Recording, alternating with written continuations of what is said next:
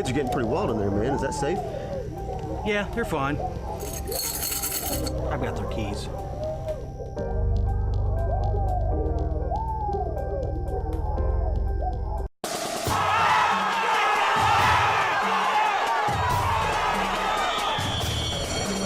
Everybody, we're going to start off where we left off yesterday, talking about the Americans before the sea.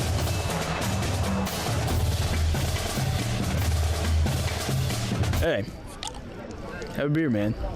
You deserve it. It's not worth it. Underage drinking risks everything you're working for.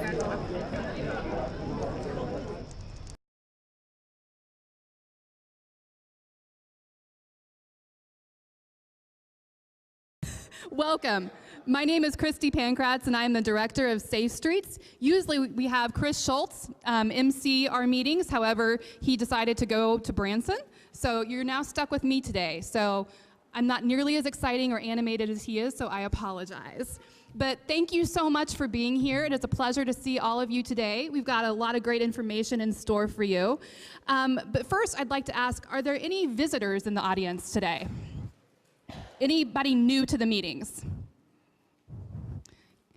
In the back, we have Kelly Roberts. He's one of our guest speakers today. Let's give Kelly a round of applause.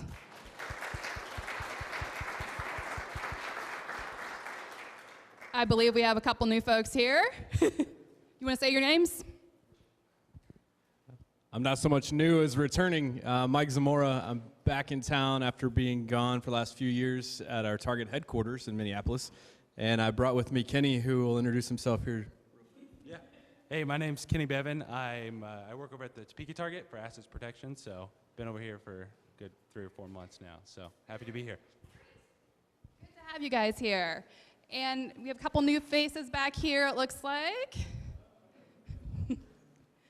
This is one of our former youth program members from many years ago who made Lynn over there at the projector feel super old. So what's your name? My name is Maria Garcia. I am a returning person. I used to be in STAT, which is Student Taking Action Topeka, about 15 years ago, and grew up in STAT and got to hang out with Safe Streets for a while. So now I'm in the National Guard and returning back. Very good. Great to have you. Are there any other new faces? Anybody this is your first meeting? Over here? Okay. I'm really throwing City 4 off, so I apologize, guys. Hi, what's your name? Excuse me, Sandy Siebert. I was invited by my husband. Oh, perfect, and good to see you back. Thanks for being here, and we've got our champions who we will introduce shortly. But it is a pleasure to have you guys all here. Hope this is going to be a good meeting and information for you. But to start things off, I'd like to ask Trey George. He is the chair of the Safe Streets Coalition to come up and talk about kind of the tip of the month that we do in conjunction with the City of Character. So, Trey? Thank you, Christy. How about a round of applause for Miss Christy? Doing a wonderful job. We don't want anybody's hands getting used to not clapping. When Chris is here, as you know, we clap for everybody, so we're going to try to keep that going. The City of Character September word is empathy. Showing consideration and understanding to heal the hurt of others. I know myself included, sympathy and empathy sometimes get confused. You don't always have to fully be able to understand exactly why somebody is struggling or hurting, but if you can take the time to stop, kind of put yourself in their shoes, try to understand it from their perspective, that will help you be more an empathetic person. So. With that, we'll turn it back over to Miss Christy. Thank you. Thanks, Trey. Oh, yeah, everybody wants to applause now. All right, I'd like to ask Cindy Patton with the City of Character to come up. We are going to recognize this month's Champion of Character.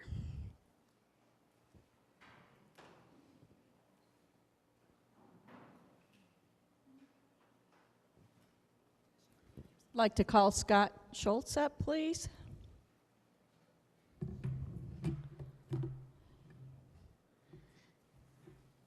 Thank you for coming up.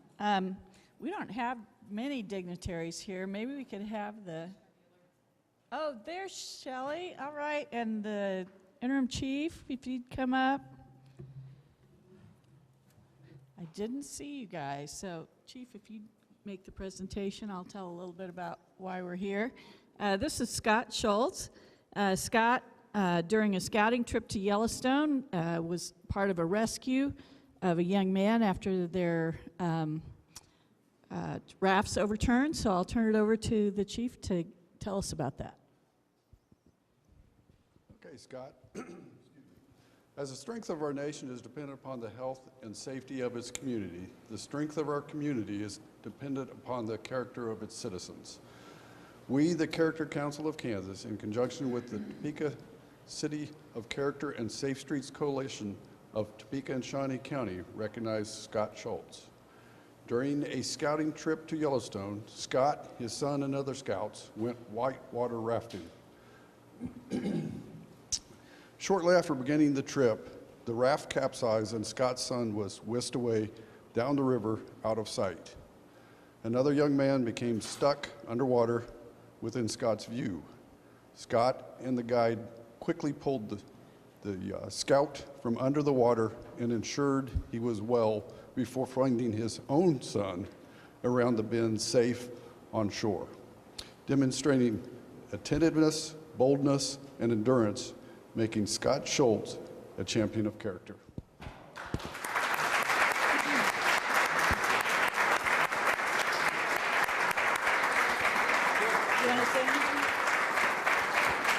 Well, thank you very much, and thank you to Safe Streets as well as Topeka City of Character for the award. I very much appreciate it. It's one of those things that, and I thank the Siebert family for nominating me. It's one of those things that's a couple years ago that this happened, and we took a group of scouts up to Yellowstone to do a high adventure, and we knew that this was something different than what was our normal camp type setting.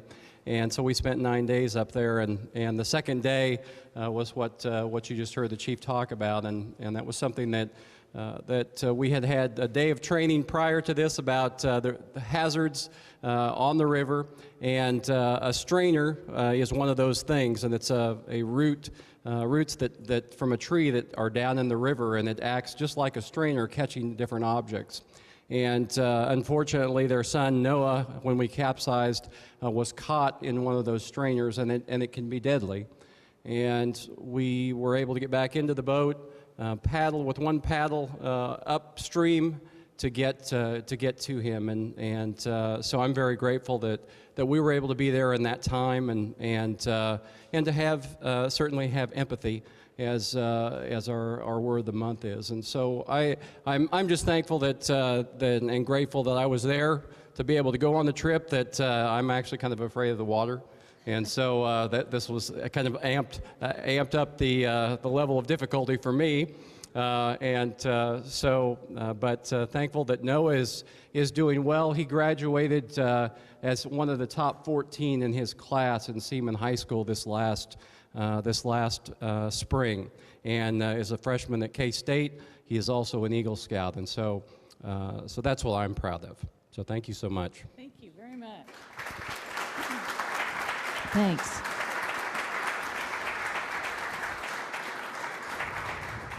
Well, that was quite the high adventure, and thank you, Mike Siebert, for making that nomination for us. I just wanted to announce a couple of things that were going on with Topeka City of Character. This is a big month for us. September 13th is International Character Day, and so the library will have all kinds of fun activities that day for people of all ages. So if you're interested in celebrating Character Day, go over to the library. There are all kinds of activities to do that with. And then on September the 14th is our initial annual banquet that we're going to do. It's a luncheon. It's called Pictures of Character. We will be recognizing businesses of character for the year. And the cost of that is $40. If you'd like a ticket, you can go online and get a ticket at our topekacharacter.org. The luncheon will be at top of the tower, so it'll be a very nice lunch and should be a nice event. Barry Feeker will be speaking. Tamari Quinn, who's an editor at the Topeka Capital Journal, will be speaking, and the new basketball coach, can't think of his name, Brett Ballard, will be speaking as well. So it'll be a chance for you to get to know the new Washburn University basketball coach. So be sure and get your tickets for that. That helps support Topeka City of Character.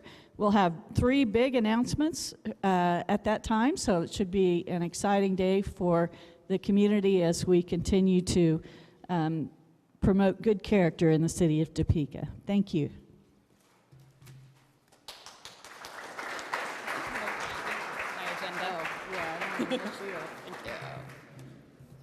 All right, have a few housekeeping things. First, with the August minutes, is there a motion to approve those? They are on your table. So moved. Second? Do I hear a second? Thank you. All right, there is also a yellow sign-in sheet at your table. If you wouldn't mind signing your name in at least, that greatly helps us with our attendance and our membership listing, so would appreciate that. As far as the staff update for Safe Streets goes, August was a little bit of a busy month for us. We had our National Night Out event, which took a lot, that was a lot of work, but a lot of fun. As you may remember, the weather decided not to quite cooperate with us to the full extent that it could have. We had 85 neighborhoods register, 83 events went off at some point during those days. We had 10 events that needed to reschedule to the Sunday. And I think I saw Chief Kramer at about every single one of those that were rescheduled on Sunday, so thank you, sir, very much. But we greatly appreciate all of the support that has gone into this from the Topeka Police Department, Shawnee County Sheriff's Office, Topeka Metro, Target, Hy-Vee, Reesers, Alpha Media, all of these wonderful partners that came together to help make this such a great event, and this one has been our best yet. It was a little bit longer, which allowed me to attend a few more events, but we did see great turnouts and great excitement about this. Target, we have some new folks here, and Kenny went out to several of the neighborhoods. Would you like to share a little bit about what you guys did? Absolutely. Hi, again, I'm Kenny Bevan. I'm representing Target Assets Protection Department. This is actually my first year in Topeka, my first National Night Out that I got to participate in. And it was a great turnout for everyone, even with the weather being kind of hanging above us. But we got to hit at least 8 neighborhoods that day, including a couple of community centers as well. We took about 15 to 20 of us to stop by, said hello to everyone, got to meet all the different communities and drop off bikes and play games with everyone. So again, just really warm welcoming from everyone here in Topeka. We really appreciate it, and we love to give back in any way we can. So we're already excited for next year and have some ideas rolling for everyone. So I think all in all, it was just an absolute blast. So thank you. Thank you guys so much, and please give yourselves a round of applause for all of your work with this. Because while National Night Out is a great one-time event, what we really want to make that do is last the whole year. We want to use that as kind of the catalyst for neighborhood groups to start to meet and continue to meet.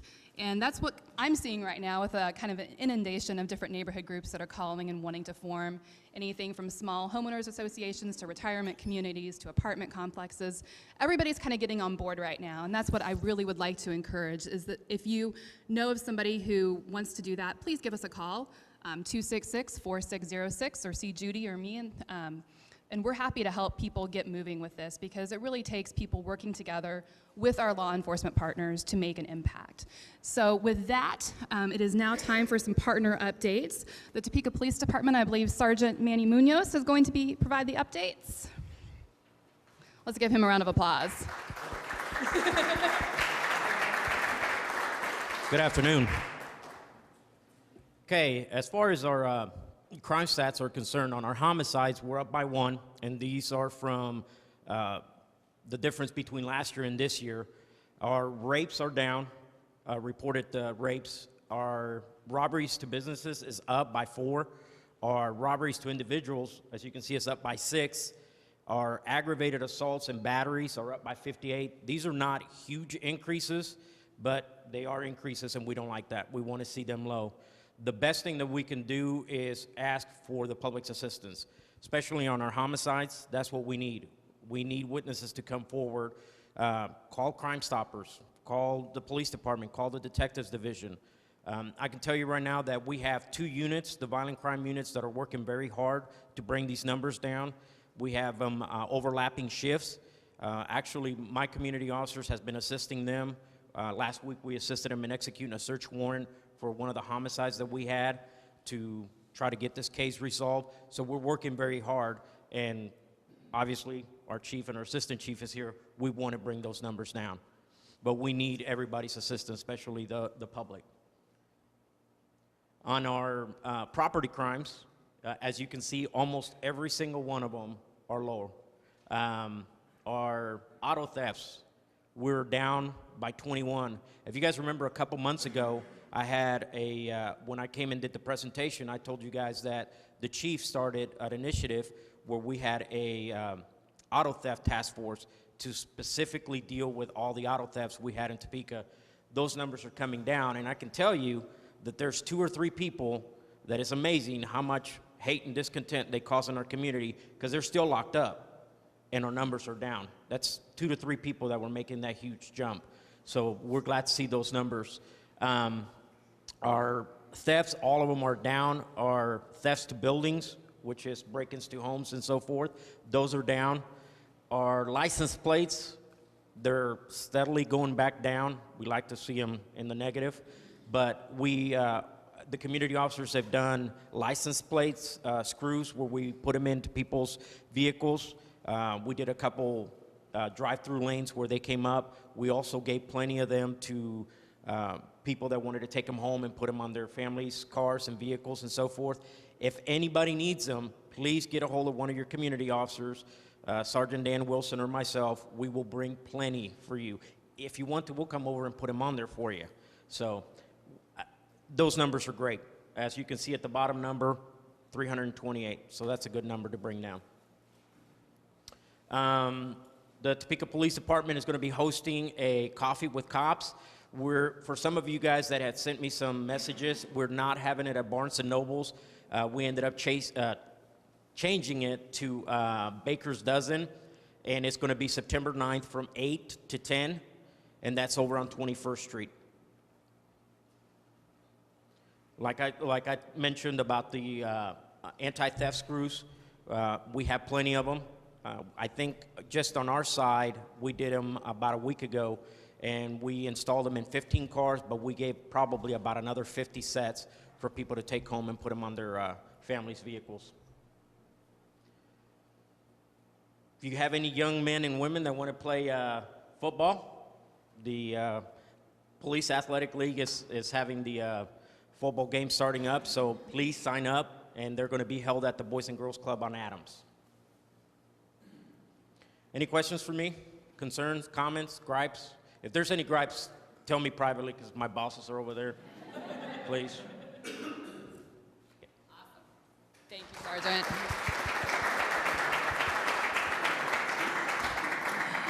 All right, from the Shawnee County Sheriff's Office, we have Deputy Christian, who is a DARE officer, and she'll be talking a little bit more about the program and some training that she's just been through, as well as sharing stuffed animals.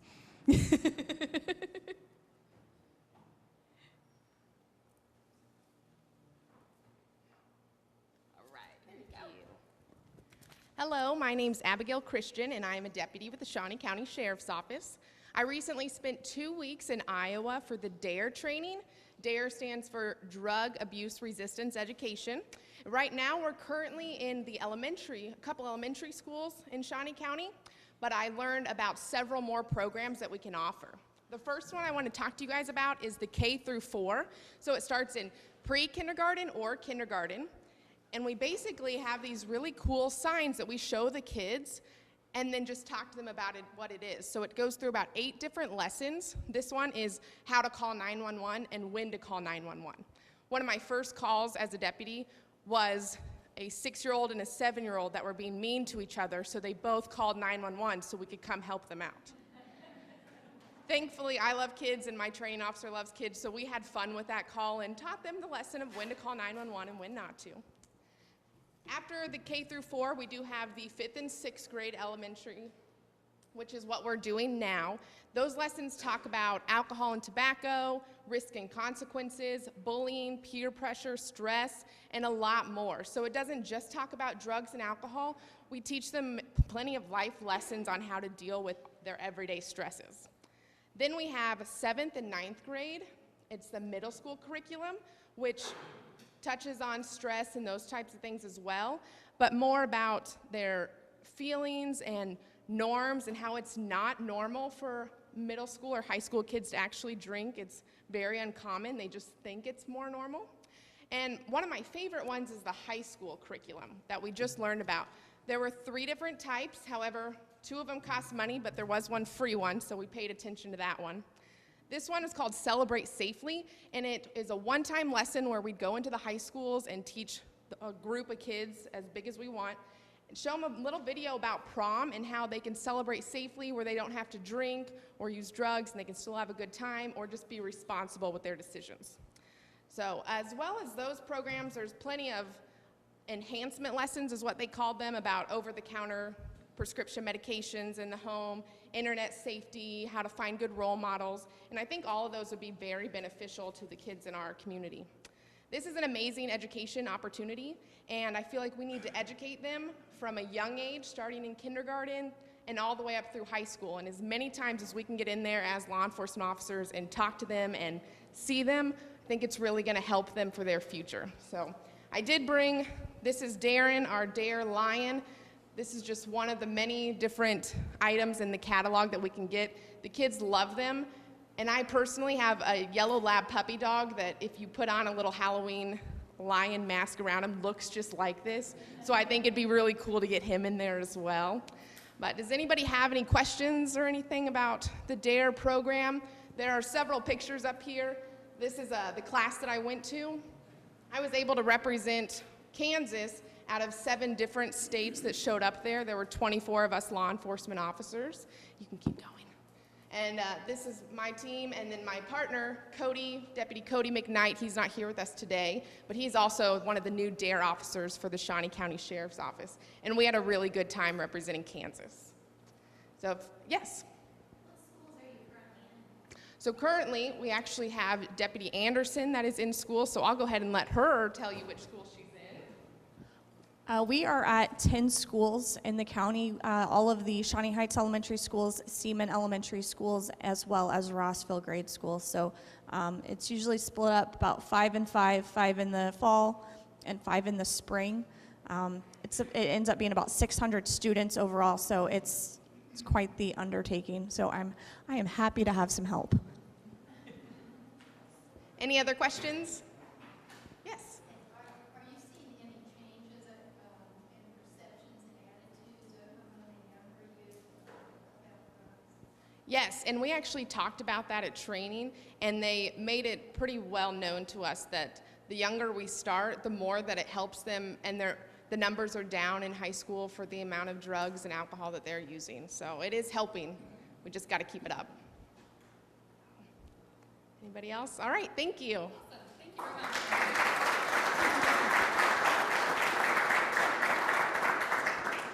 Well, we do have kind of a theme that we're going to kind of emerge to. Thank you very much for that introduction. We have Topeka Public Schools Police Sergeant Kelly Roberts here to talk about some cyberbullying. And as the school year started, maybe 4 weeks ago, there are a lot of parents in here and that will be broadcast on City 4 that may be impacted. And Kelly just has some information regarding cyberbullying and bullying and some additional social media information that he's going to give a presentation on. So let's welcome Sergeant Roberts.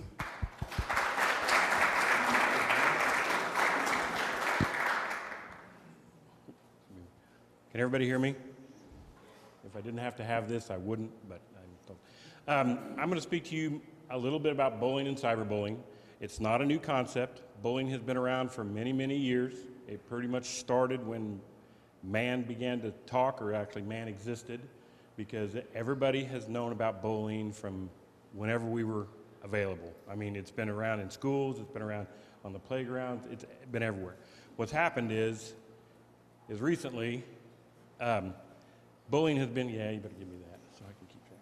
Now I just remember how to work it. Bullying has been really characterized hugely in media and social media. It's been, people have really not necessarily blown it out of proportion, but it has become much more to everybody's attention as to bullying. Currently, there are 49 states in the United States have bullying laws, and it's been going on since like 1999. I'm not going to sit here and read all these to you. You guys can read, and so there is no problem with that. Kansas does have legislation as to bullying. Maybe goes up, doesn't it? There we go. Uh-oh. Go too fast? No. Not wanting to work for me. Kansas has this statute that they just reenacted and just put back into, did some amendments to that actually defines bullying. Technically, by law, there is no criminal crime for bullying. It is not a criminal element to bully or cyberbullying. What the Kansas State Legislature has put into session and what the federal government mandates they put into session is a law mandating that every school district have a policy against bullying and cyberbullying. And so what happens is in that bullying and cyberbullying situation, and you can look any of this up online, that's pretty much where I get a lot of my information on bullying and cyberbullying. It defines bullying, what bullying is, and the state statute says that the school districts will have in place a policy, and we'll cover 501's policy here in just a minute. It pretty much reads exactly what the state law says. It defines bullying and everything else, and to what bullying is and what cyberbullying is. So the schools have to put into place a policy and administrative action as to bullying and cyberbullying. They have to actually take note of it and do something about it. If they don't, then it can actually be forwarded on. It can come to law enforcement, but law enforcement does have laws that we can enforce, but if it's somebody just picking on somebody, that's going to make it very difficult for law enforcement, because until it becomes a physical altercation, it is not technically a crime.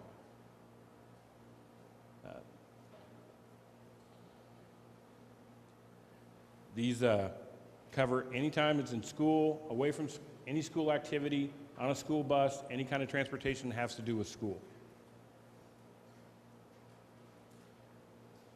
It states in here that the Board of Education will enact that policy.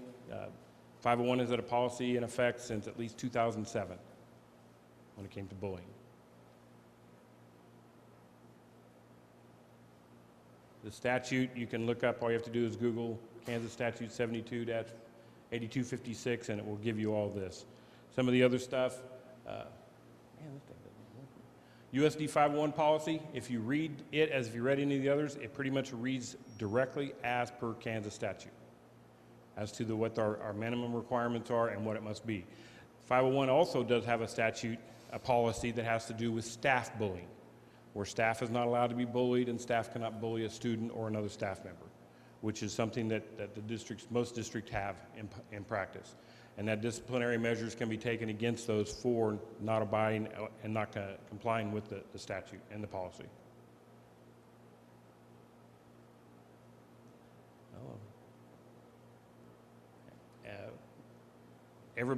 Most policies that I've read from other school districts read pretty much the same as their state statutes do. As they don't waver very much, and neither does 501's policy. This one here is actually framed towards the student, and then they have another one which is going to be coming up here in just a second, which is the 4070, which has to do more with the staff. It also explains that if staff is being bullied by another staff member or by administration, or if they're accused of bullying, it explains to them what kind of grievance procedures they can do and how they handle them at reporting the bullying.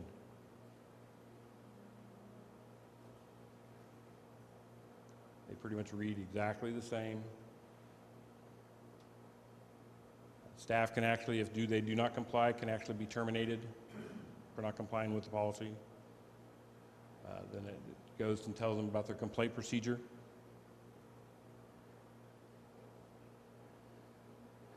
Here's why bullying is a problem, and that has a lot to do with media. Humans are aggressive by nature. We have our people who we typically put them in what we call a type A personality. Those are your people who are very strong-willed and are aggressive.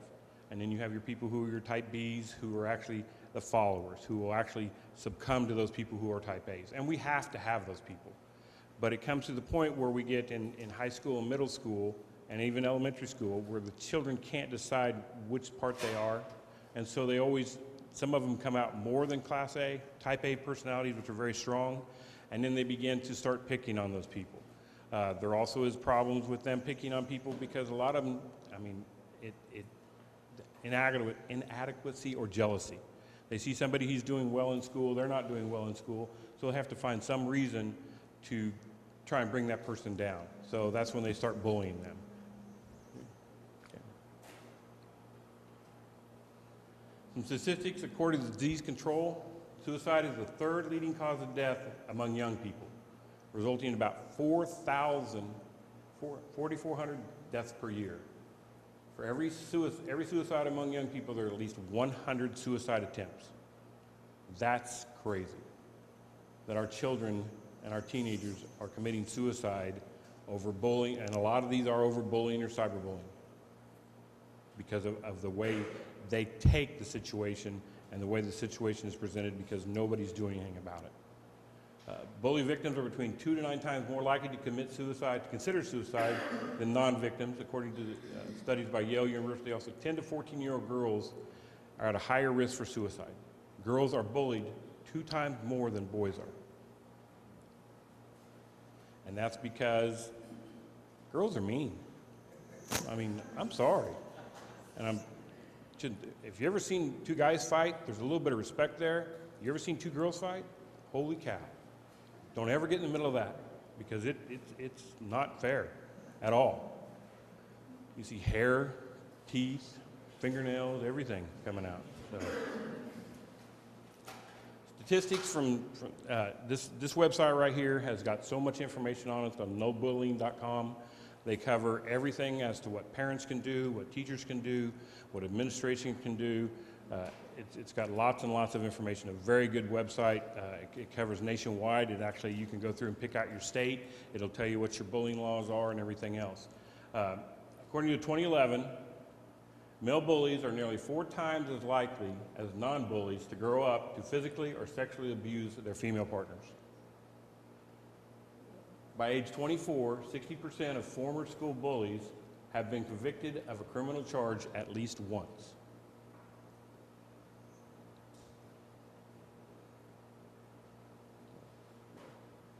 Prevention. This is something that people I don't think spend enough time on, is on prevention and what you can do to help your child not be the victim of a bully. My first idea, and what I believe, and I don't know if anybody's the statistics, you need to teach them the old remember the sticks and stones theory. That sticks and stones can break your bones, but words can never harm you.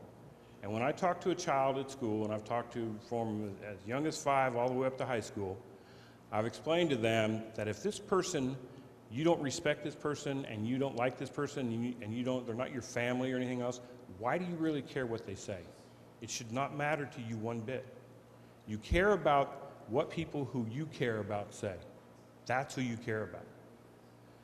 You need to know and communicate with your children and with their friends, because their friends may be more apt to tell you what's going on than what they are. That way you know what's going on. Communicate with their teachers, because they can see that in the schools, whether somebody's picking on the kid, because you can't watch your child every day at school, but your teachers are there, and they know. Same way with the school administration. Know what your children are doing online, and there's easy ways to find that out, especially with all these kids having smartphones now. And most of them are all more technologically advanced than us older people, but we need to show a few things that we know. And I've listed here several websites and apps that you can get, and if you're paying that phone bill, I say you have every right in the world to know what's going on with that phone. Anybody have a problem with that? If you're paying that phone bill for your child, you should know what your child is doing. And these apps right here, actually, you put them on their phone when you give it to them, you can track every single thing that they can do. Your kids are using Instagram. Technically, federal law says that under the age of 13 years old, they're not supposed to have a Facebook or an Instagram account. They're not supposed to, but nobody's stopping them. Facebook can get in trouble for it, but somebody has to prove that. So that's hard. If your kids are under 13, 14 years old, they have Facebook, Instagram, Snapchat. Snapchat, Instagram are the hardest ones to try and track because the minute they put it on there, it's usually gone. But the photo that they took to put on Instagram or the photo that they downloaded for Instagram may still be on their phone or on their Chromebook or something like that. Now, if they've got a TPD 501 Chromebook, it's easy to get that because all that's tracked by our IT division, where they go, what they do, and everything else. And they're only allowed to go to certain websites. So we need to make sure that our kids understand you don't have to tell them it's on there, or you can tell them it's on there. You tell them it's on there, they may have a way of taking it off. But that way you know what your children are doing, because that's where a lot of this starts. If somebody takes a picture of somebody, if somebody takes a picture of somebody without their permission, then there are other things that can be taken, there's other things that can be done, especially if they're posting those pictures online. That's not necessarily, it is cyberbullying, but that can also be a criminal act, especially if they're under the age of 16 years old and it's an inappropriate picture. That actually will come under criminal law for pornography. And that's something that the law enforcement can enforce, and they will. It's been done even numerous times here in Shawnee County and Topeka. I think that's is that it? Nope. My resources. Like I said, if you have questions about bullying, nobullying.com is probably one of the best ones to go to. They're nationwide. They cover almost every state and their laws. You can actually go on and they will tell you what states, what the laws in those states read. New Jersey has one of the most strictest no bullying laws right now because they have to report the school districts have to report every bullying situation to the state. So it's it's getting to the point, hopefully bullying will start slowing down once people realize that it cannot be tolerated, and there are ways of preventing it. So hopefully we can see a solution, and hopefully the school districts and everybody else will start really stepping in and putting their foot down as to it and showing some good discipline or at least some sort of referrals to help these kids quit and to help our kids understand who are being bullied that they can't take it as personally as they do, because they are taking it very, very personally. And as young kids, we got bullied a lot, and we didn't take it personally. We're still here. Because I'm sure there's several people, most of y'all are nice-looking people, so you probably didn't get bullied in school whatsoever, but some of us did. I was one of them, so I don't do the bullying now. I just talk to them and have fun with them. Anybody have any questions? Yes, sir. You mentioned the situation with respect to criminal statutes. My question is about civil actions.